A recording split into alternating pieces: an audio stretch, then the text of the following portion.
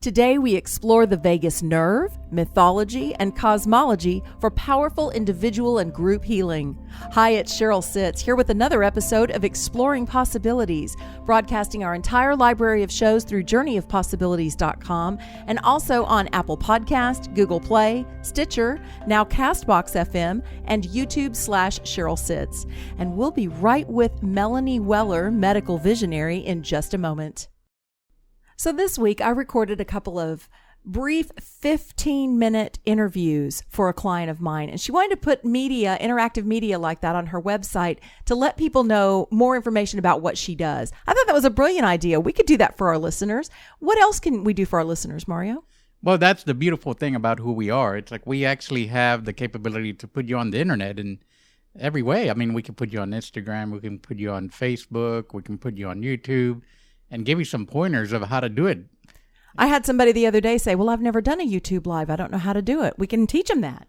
Yes, definitely. That's one of the things because the way you and I work, we like to empower everybody. So rather than them relying on us, I mean, we can do that for them for the first few ones, but we really want you to take charge of it, and you can see what all is involved. We do it with our energy work, we do it with our coaching, and we do it with our online skills. We empower you to reach more people and make a bigger difference. Contact us, CherylSitz.com and MarioRosales.com. Melanie Weller has been helping clients and groups translate and heal pain for over 25 years. She has a unique blend of technical skills, intuition, and she blends in the vagus nerve, mythology, cosmology. It's really fascinating. All of this comes together to create ways that we can understand and transform how our bodies express physical narratives. Melanie is a physical therapist, board-certified orthopedic clinical specialist, certified athletic trainer, certified exercise expert for aging adults, and a medical intuitive. You can find out more about her online and find her services at melanieweller.com. And she joins me now. Hi, Melanie. Hi, Cheryl. So good to connect in this way after having worked together. Thank you for making time for this. Oh, I am so excited to be here. Thank you for having me. You know, it's not often that I meet people who have services that are so unique that I'm like, wow, I haven't encountered this before, but you did that for me. Oh, thank you. Thank you. It's refreshing. So I have to ask, you really do blend science with spirituality. And I'm curious, for you personally, which one showed up first and how did it all come together? Well, the science for sure showed up first, just because I went to physical therapy school in my early to mid 20s. And so I came out of the medical model. And I will say that I had a very progressive education at the University of Southern California, which really did set me up to be able to, I think, hold this bigger piece of information, or to integrate more information, because we really had a huge emphasis on looking at people head to toe and really treating the whole body and treating your neurological patients with your orthopedic techniques and using your neurological techniques on your orthopedic patients. And so I had a very integrated education as far as that goes. It evolved for me in terms of when I started my own practice after moving to New Orleans and branding myself as a stress management expert. I had some formal training through some cranial courses and osteopathic type courses that I had taken over the years in decompressing the vagus nerve at the base of the skull. But what evolved for me in having my own practice and my own space to work in and not being in a busy clinic where there's lots of other things going on is that pieces of the way that I practice and help patients that I always thought were my logic, I realized were much more intuitive. And for years, my gift has been in helping people understand the spiritual underpinnings of their physical dysfunction. And in evolving that and, getting, through my early 40s, then going through sort of the proverbial midlife crisis or midlife spiritual awakening, I ended up delving into astrology for my own edification and just doing a variety of reading. And what really made it click for me was reading Graham Hancock's book, Fingerprints of the Gods. Yeah. And in it, he talks about how all of the numbers of the Earth's precessional cycle, how it rotates and tilts over time, are in the myth of Isis and Osiris. And that there are other major myths from other cultures that have the same numbers in them. And there's a man, he's passed away now, but his name was Giorgio de Santillana, and he was the head of the history of science at MIT. And his life's work was how mythology was a mode of transmitting scientific information. It is. And I've really learned that working with you. Like, I never made that connection. I realized that there are layers and generations and decades and hundreds of years of stories, but you really weave it all together into a consistent thread beautifully. Thank you. Thank you. Well, when I first read that piece, my physical therapy brain, because I do a lot of measuring angles in my practice, the Earth is currently at a 23.5 degree tilt. And I was like, oh, I wonder what's 23.5 degrees from the midline. So I pulled out my anatomy books and started measuring. And the opening at the base of your skull where your vagus nerve exits is 23.5 degrees from the center of the opening where your spinal cord comes out. And many practitioners that use this technique and, or have a technique for that opening, it's called the jugular foramen, would tell you that it's very often just like putting somebody back on their axis. You can get really profound responses with it. So I've been really fascinated at just, how mathematically the cosmos shows up. And certainly, in the way that our DNA is helical and our solar system spirals in a helical pattern, there's definitely some comparative anatomy between the cosmos and our human bodies. Absolutely. And you break it down bit by bit and show that, which I love in your work that you do with groups and in your individual work. Well, let's just backtrack a little bit because not everybody who listens is sciencey, and I can kind of represent more of the spiritual lean. So some of that science I get lost in. Talk to me a little bit about why the vagus nerve. I'm hearing more and more about the vagus nerve. What's the big deal and why is that central to the work that you do? Well, to me, the vagus nerve, anecdotally, is kind of like the mycelium network of the earth. It connects everything. And as a stress management expert, it was central to my practice because your vagus nerve is your big stress and pleasure mediating pathway. It's your 10th cranial nerve. It comes out of your brainstem, so it's outside of your spinal cord. And the easiest way to think about it is when we get stressed and we get a lump in our throat and our hearts race, our palms sweat, and we get constipation or diarrhea, those are all vagus nerve mediated functions. And it all happens because those stress responses happen because our vagus nerve gets dialed down. Beyond that, your vagus nerve does incredible things. It's involved in, you can't absorb vitamin B12 without your vagus nerve. In women, it goes into the cervix and clitoris. In the research, women with complete spinal cord injuries can achieve orgasm with vagus nerve stimulation. In some of the research, they will put an electrical stimulator on the vagus nerve, usually in the neck, just because that's the easiest place to access. And in that research, they find that vagus nerve stimulation reverses the mitochondrial damage that's associated with ischemic heart disease, with heart disease from lack of blood flow. It reverses insulin resistance in diabetics. How well your vagus nerve functions determines how long you will live with pancreatic cancer. And there's just the research never ceases to amaze me what comes out.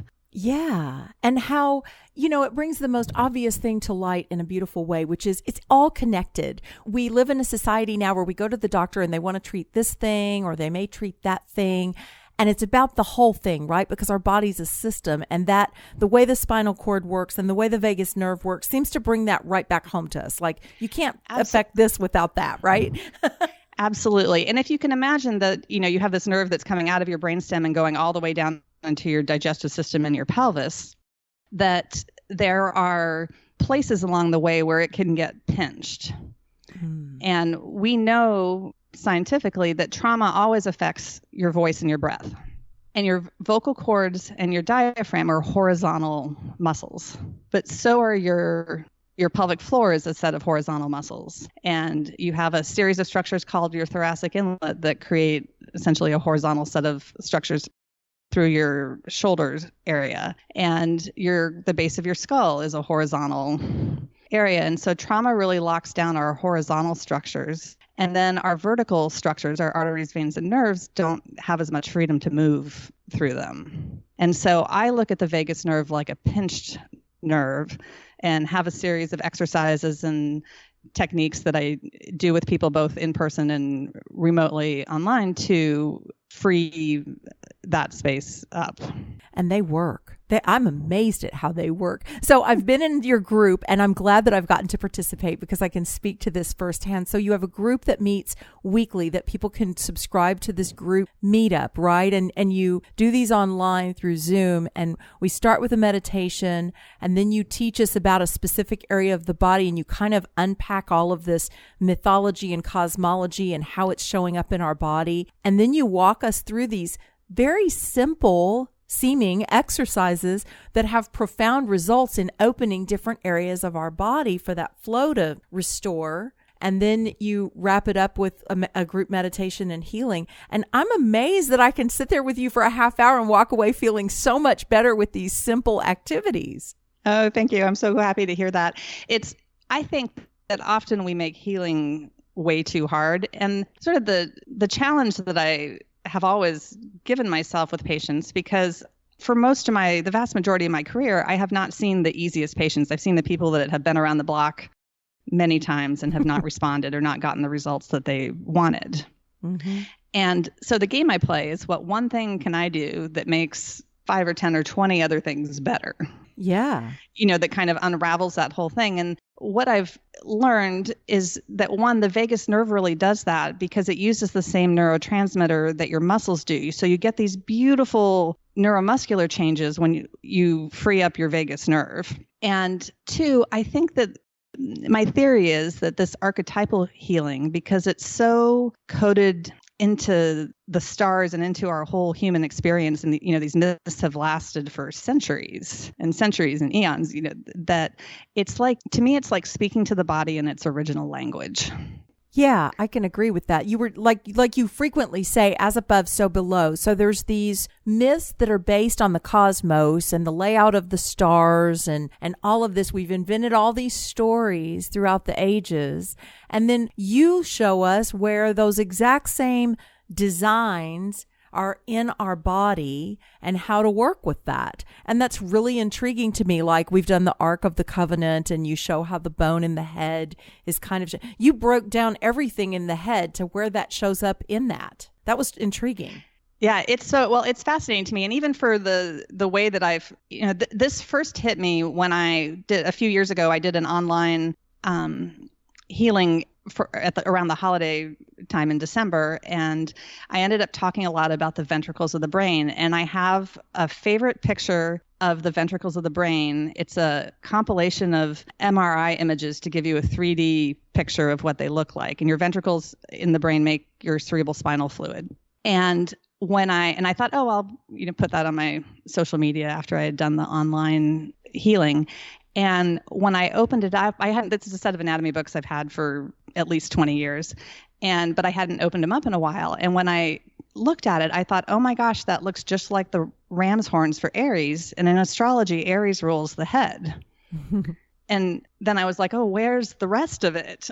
And this was shortly after I had connected the 23.5 degree tilt of the Earth to the 23.5 degree angle of the jugular foramen. And the way your hyoid bone sits on top of your larynx looks just like the symbol for Taurus, and your aortic arch is the same shape as the symbol for Leo, and Taurus rules the throat and Leo rules the heart. So this works all the way through the body, but I'm continually amazed as I unpack other myths how incredibly specific it all is, and how I discover new things as we go along. The session that we did today on the throat and the Apis Osiris bull, equating the vocal cords to the scarab beetle just blew my mind. Like, that's not anything I had seen anywhere else, but it fit perfectly in just from the description of the Apis bull to the description of the anatomy of the larynx. Yeah, it's so fascinating. And you can just, the intriguing thing is you can just go on and on and on with this. I mean, we're barely fitting this into the half hour because there's so many links.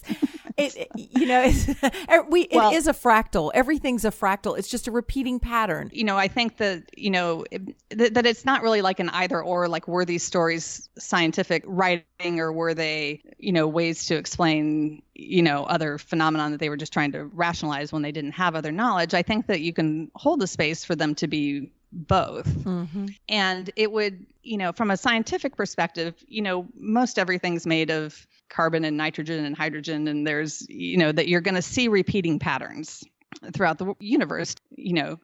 because of the relatively small number of molecules of which things are made. Right. But it really does follow that, the bull archetype lives in the throat and it also lives in the pelvis. And I love that because those are both ends of your vagus nerve, that a woman's reproductive system looks very much like the sacred cow, or like the sacred bull. And in Western astrology, you can actually, from the Greek tradition, you can, it also looks very much like a Scorpion, and Scorpio rules the pelvis in astrology. And so, but all of these myths really connect. And when you can, I find that patients, when you can get them out of their own story and into a bigger story, they really start to be able to transform, because pain and disease at some level is, one, resisting your own expansion in an ever expanding universe. And two, it's an addiction to being right. That you're kind of, we all get stuck in a particular narrative. But when you can tap into these kind of everlasting stories, it can really get you out of your story and into a bigger picture. And it can really take the emotional charge out of the spiritual underpinning that's driving that pain, where you can then give the pain or the disease a voice. And that's really what it wants. It wants a voice. I hadn't heard that put that way before, that pain is our resistance to expanding in an ever-expanding universe. That's really profound. I love that. It's true. I really think so. When that hit me, I live in New Orleans, and several years ago when they were taking down the Confederate statues, my children went to school. I drove past the Jefferson Davis statue 4 times a day, taking my children to and from school. And for at least the hours that I drove by, among the protesters that were there, I have never seen so many canes and walkers and wheelchairs and oxygen tanks and motorized scooters and surgical masks and other adaptive equipment outside of a hospital. And it was so incredibly profound to me to see all of these, all of this equipment with people that were protesting, and that's when it really struck me that these, like when they're so attached to something that's very old and literally made of stone or metal, like something, something that, a statue, something that's literally still and does not expand, that, you're also resisting your own expansion. And we can do that on no matter what side of the political spectrum or what kind of, belief system we have. We can all be addicted to being right within that and refuse to expand and hold the space for a bigger picture and a bigger belief system. And you're bringing to light the very important point that as we resist these things, that resistance will show up in our bodies, because our bodies are made of our emotions. It really does, and especially with the archetypal mythology piece, so in the way that Taurus rules the throat, that we all have an archetypal bull in our throat, and you can treat the bull, like literally till the cows come home, to be punny about it.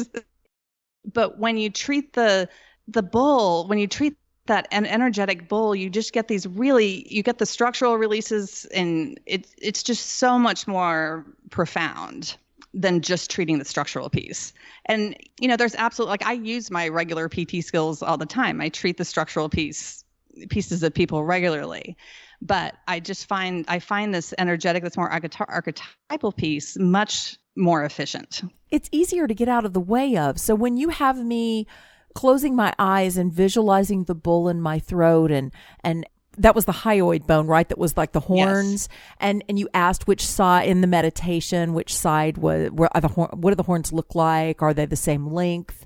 I mean, all of that, immediately what manifested was the bull as it would appear to me for the life path that I've been on, and how the right side was longer and stronger, and it's been fighting for me, and the left side was shorter and not as built up. It's easier to get in the story and see what's going on with the body, and likewise to then take the scientific application and treat it while visualizing the archetypal stories, than it is to actually sit there and do the scientific work and focus on the trauma. And this really gets all that out of the way. It really does. And the scientific reason for that is that, so the difference between acute and subacute pain and chronic pain is that chronic pain gets shifted into your limbic system. which is the part of your brain where your emotions are stored. So your chronic pain gets intimately locked in with your emotions, and you need an emotional response to get out of that. And as humans, we connect much more with story than we do with process. I can technical talk to somebody all day long, and it's not going to make them super emotional. Right. But if I say that, your tree of life has lost its voice and we have to find it, or that we, when we start talking in metaphor, or your bull horns are all upside down, or your lion has a head wound, that we need to, then we can start really connecting with it. The other reason that I think it works really well, I was inspired to frame from Jean Houston's book, The Passion of Isis and Osiris. So in the old Egyptian language, they only had two tenses. They did not separate out past, present, future. They had a tense for human time and a tense for God's time. And she talks about how, Egyptian culture lasted for, 5,000 years or whatever, a long, long time. And that maybe part of what broke it down was breaking away kind of more into human time. And that we also have not only, so we've got human time and eternal time, but we also have this, she calls it the durative realm, or, this archetypal time where all of these everlasting stories live. And I think healing takes place outside, in general, just takes place outside of human time. If you think about, people that have had spontaneous healings, like, for example, Anita Moorjani's story, they often include an out-of-body experience. Yes. And I think that this archetypal healing is really just not quite I don't think it's really in human time, and that's just sort of my feeling about it. But that's also part of I think the power that it holds. Absolutely. I've done a lot of the shamanic work, and when we're in ceremony and we're healing ourselves, we're healing our family line, because it's all happening right now. And we forget Absolutely. that in this linear time clock. So you're saying exactly what we're experiencing too, which is the creation of the wound and the unwinding of the wound transcends the time that we believe has unfolded. Absolutely. And if you talk to surgeons and emergency room doctors, and they'll tell you they're in the zone when they're working. They're also outside of human time when they're working. And it's really all the same thing. For me, I'm very hardwired for logic, and I love all of my psychic, medium, shamanic, mystical skills. But it was also important for me to try and systematize this information to empower the patient. And so for me, the astrology and mythology and stuff really gives a way to systematize it so that I can bring this into the medical model and to healthcare practitioners and help them really see that they're treating people for their spiritual wounds, and to give them just kind of a way to think about it without having to feel like they have to have a whole lot of intuitive skills themselves. I think that there's just a particular logic wired into this.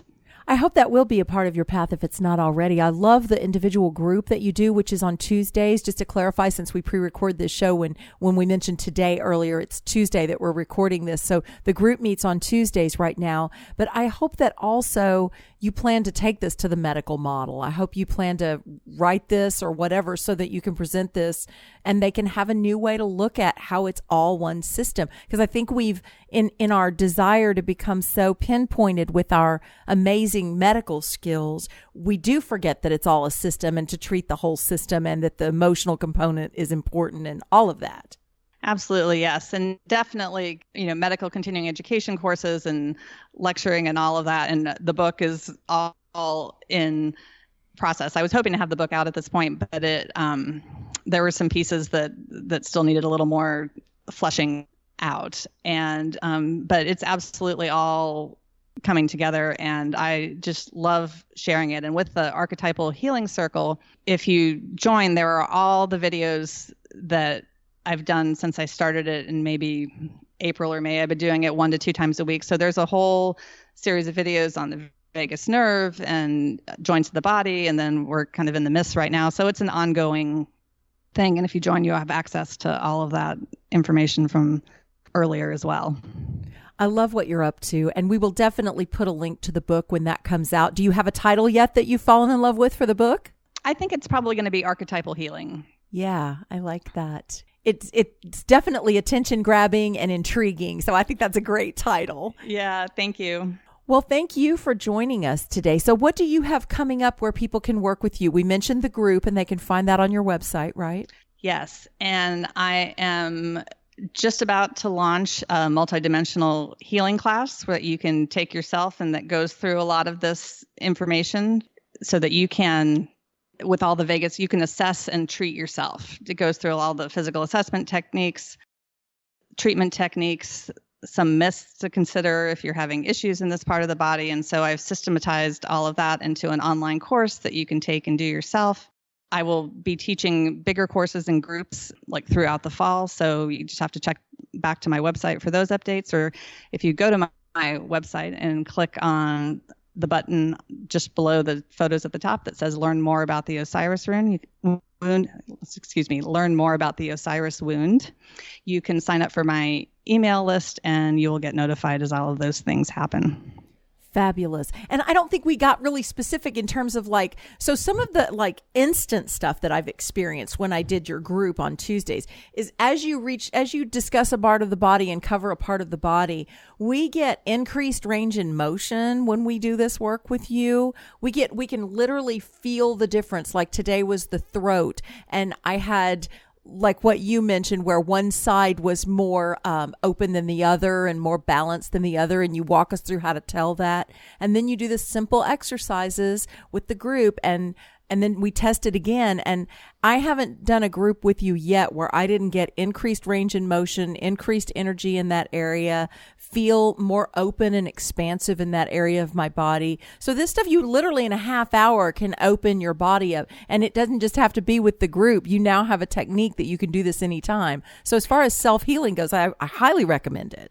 No, thank you. Yeah. Well, I'm an Aries and maybe inherently a little impatient. And so I'm always about how can we make this happen faster, and not only faster, but more easily. Yeah. My profession's not always known for being the most gentle and painless place to go for treatment. No. And so, but I think that there's a way to make it, just to make it easier. Like alignment, our bodies want to be aligned.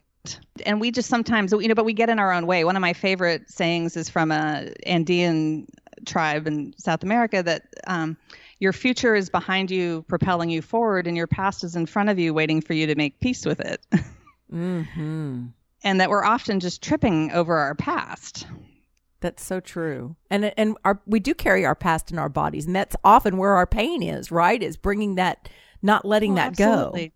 Well, and we know that scientifically now we understand that we carry the traumas of our ancestors, and, we're often tripping over our grandmother's wounds or, grandfather's wounds or whatever. And you don't have to do that. They don't have to be your wounds. And it's not, it can just be so simple, and you don't have to intellectualize them so much. And that's the beautiful thing about tapping into the myth and the story, is that it can just sort of give you the emotional response and the, and you can see yourself in all the different characters. I think when we live a myth, we live both sides of it. Oh, yeah, that's a good point. For example, I spoke a few months ago at an event where I talked about how I've been living the myth of Isis and Osiris. And short version, Osiris's brother chopped him up into a bunch of pieces, and Isis went to put him back together. And, I've been both the healer, I've functioned like Isis for my patients, but I've also been that person that's been all chopped up into pieces. Mm-hmm. And as I've healed my patients, I've gotten so much healing. We all do what we need most to heal ourselves.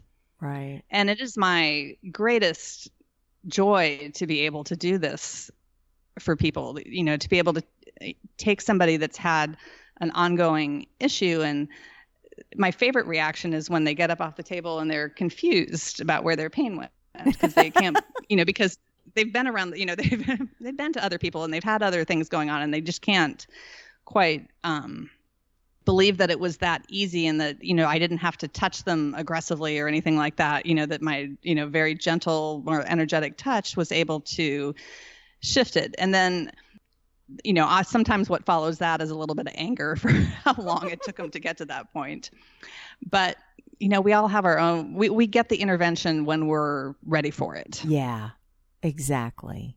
And it's so much easier to access and release when it's not your own personal pain story that you've been struggling with your whole life. When it's a myth, then it's like, oh, absolutely. there it goes. Absolutely. And Osiris really shows us, I think we use these dismemberment metaphors in our language all the time. We say that we feel scattered, that we can't get it together, that we're falling apart, that our hearts are broken and our lives get shattered. Mm-hmm. And so this is really integrated into our language. And when we feel that way, that's very often a metaphor for what's happening energetically. And I always ask patients to give me the metaphor for what's like, tell me what it feels like to you, because that really, because then you start to build a story. Yeah. And you start to connect emotionally, and it starts to shift really quickly. This is so interesting. I think it's fascinating, your approach and how much more available the work is for us and how much easier it is for us. So I commend what you're doing, and I'm excited about it, and I can't wait to see your book and all of that. Thank you for following your heart into this path. It's fascinating. Thank you so much, Cheryl. I appreciate you taking the time to allow me to share this with a wider audience. Oh, it's my pleasure. So I love to wrap things up by asking my guest if you have a parting thought you'd like to leave us with today. I think really, I will just say that the only real rule that I see that is consistent across people, and I see people who have headaches because they're locked in their knees, or have foot pain because they're locked in their head, and there's all sorts of different patterns that happen. But the one rule that is consistent through everything is as above, so below. Whatever you're seeing externally around you is happening internally within you in some way. And whatever's happening internally within you is happening externally some way. And at the end of the day, we can really only change ourselves. But as you change yourself, the whole world around you changes. Yes. It's magical, isn't it? It really is. Melanie, thank you so much for being on the show. It's been a delight to talk with you and work with you, and I encourage our listeners to check out your work at melanieweller.com. And thank you for joining us for the show today. Let me know what you thought. We welcome your feedback and contributions. That all keeps the show going at journeyofpossibility.com/support. Be sure to like us on your favorite podcast platform. That way others can find the show too. We'll see you online at journeyofpossibilities.com and on our next episode of Exploring Possibilities.